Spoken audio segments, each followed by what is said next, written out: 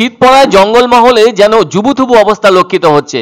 উষ্ণতার পরশ নিচ্ছে মানুষ রাস্তার পাশে আগুন জ্বালিয়ে। আবার এই শীতেই পর্যটকদের বাড়ছে আনাগোনা। তবে প্রকৃতির নিয়মের কিছুটা বাইরে গিয়ে এবার অতিরিক্ত বৃষ্টি হয়েছে জঙ্গলমহলে। অবশ্য মৌসুম ভবন আগেই জানিয়ে দিয়েছিল বর্ষা যেহেতু এবার বেশি হয়েছে, তাই শীতে কাবু হওয়ার ছবি লক্ষিত হতে পারে উত্তর ভারতের বিভিন্ন রাজ্যের পাশাপাশি পশ্চিমবঙ্গেও। কিন্তু একের পর এক নিম্নচাপ আসায় শীতের পথ বাধা হয়ে দাঁড়ায়। এদিকে ওই নিম্নচাপ সরে যেতেই তাপমাত্রার পারদের পতন ঘটতে শুরু করেছে, যার ছবি লক্ষ্য করা গেল জঙ্গলমহলের মাটিতেও। এক ধাক্কায় এখানে তাপমাত্রা নেমে দাঁড়িয়েছে 14 ডিগ্রিতে। সেজন্য ভোরে ঘন কুয়াশা দেখা যায়, আর বেলা বাড়লে রোদের ঝাঁঝ স্পষ্ট হয়। তারপর সূর্য অস্ত গেলেই আবার শীতের কনকনে হাওয়া যেন জঙ্গলমহলকে জানান দেয় শীত এসে গেছে। আর শীত পড়তেই জঙ্গলমহলেও বাড়তে শুরু করেছে পর্যটকদের আনাগোনা। ভোর থেকে বেলা 8টা পর্যন্ত থাকছে কুয়াশা সমগ্র ঝাড়গ্রাম জুড়ে। তার ফলে একটু বেলা করেই বাড়ি থেকে বের হচ্ছেন মানুষজন।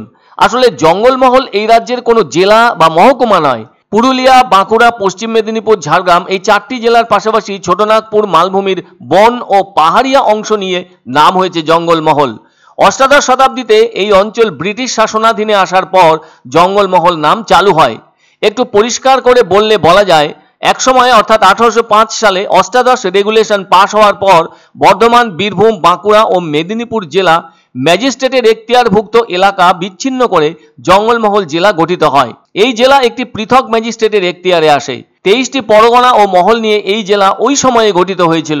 1833 সালের ত্রয়োদশ রেগুলেশন পাশ হওয়ার পর জঙ্গলমহল জেলা ভেঙে যায়। ওই সময় সেনাপাহাড়ি, শেরগড় ও বিষ্ণুপুর এস্টেট বর্ধমান জেলার অধিভুক্ত হয়, আর অবশিষ্ট অঞ্চল নিয়ে মানভূম জেলা গঠিত হয়েছিল।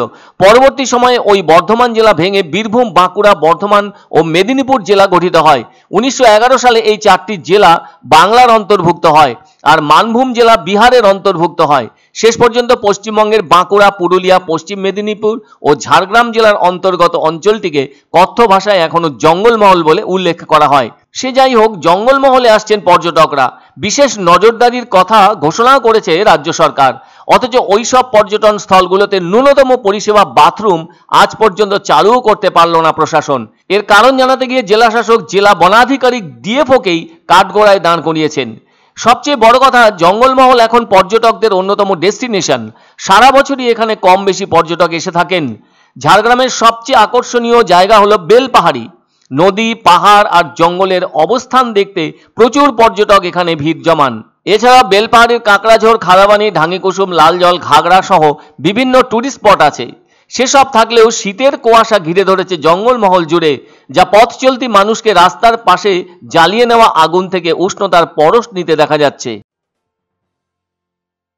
এক অন্য অনুভূতির স্পর্শ পাওয়া যায় রয়কো ব্র্যান্ডের গেঞ্জি ও জাঙ্গিয়ায়। তাই ছোট বড় সবার পছন্দ রয়কো গেঞ্জি ও জাঙ্গিয়া।